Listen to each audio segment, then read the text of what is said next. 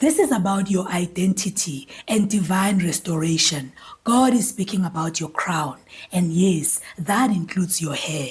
Because what the world has treated as insignificant, what culture has tried to shame, what the system has tried to redefine or strip away, God calls glory. Hallelujah. Your hair is not just strands. It is not an accident. It is not random. It is part of how God marked you. It reflects heritage, strength, and divine intention.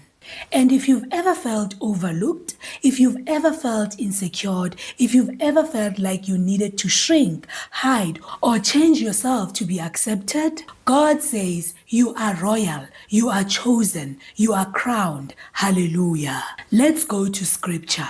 In 1 Samuel chapter 16 verse 7, the Bible says, people look at the outward appearance, but the Lord looks at the heart. Hallelujah. God is reminding you that your crown is not rooted in the worldly beauty standards. Your worth is not determined by trends, opinions, or approval. Every strand of your hair, every curl, every texture, every style, it reflects God's artistry in you. He values your heart, your obedience, your purpose. And because your heart belongs to Him, your crown is holy. Hallelujah. If this word speaks to your heart, comment, I am chosen, set apart, and crowned by God. Now let's look at Numbers chapter 6 verse 5. All the days of the vow of separation, no razor shall come upon his head. He shall be holy. This is where the story of Samson gives us deep understanding. In this scripture, hair is not vanity. It is consecration. It is a visible sign of being set apart for God. Hallelujah. Samson was set apart before he was born. God placed a Nazarite vow on his life, and his hair was the symbol of that covenant. It was not the hair itself that held power. It was his obedience and alignment with God. As long as Samson honored what was sacred, he walked in supernatural strength. But when he allowed compromise, when the wrong hands touched what God had consecrated, when he treated lightly what God called holy, his strength left him. He was captured, humiliated, reduced. And some of you know that season. The moment where your confidence is drained, where you feel stripped, when life humbled you in ways you never expected. But hear this, God did not abandon Samson. The Bible says in Judges chapter 16 verse 22, the hair of his head began to grow again. Hallelujah.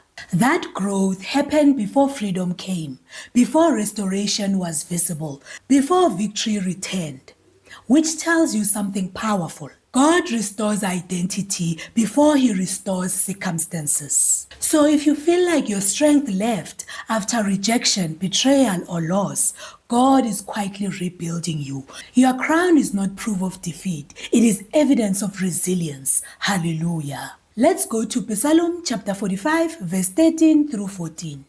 All glorious is the princesses within.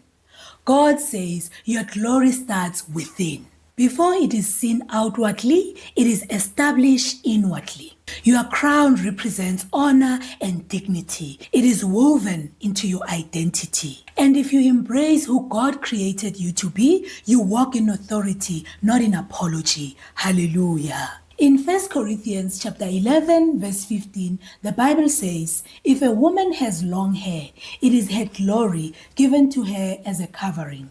Your hair is described as covering. That means protection. That means honor. That means divine authority. God is saying, this is not something to be ashamed of. This is not something to hide. This is part of my covenant over you. Hallelujah. Your crown reflects the glory and purpose God placed in your life. You are chosen, set apart, and honored in God's sight. Hallelujah.